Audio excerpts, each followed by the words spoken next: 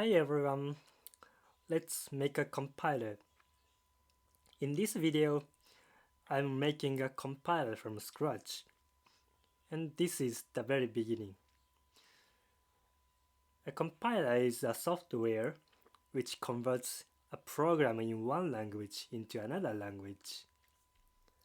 And today, I'm making a minimum program in assembly code. Let's get started. First, I make a file a.s, and in this file I'm writing some assembly code. Global main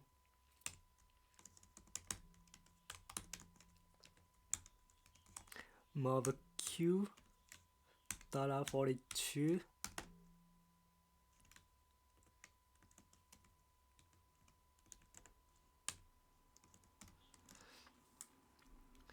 This is a minimum program which just exits with the number 42.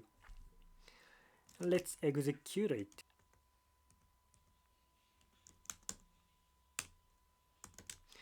The output is a.out, which is a binary executable file, and I run it.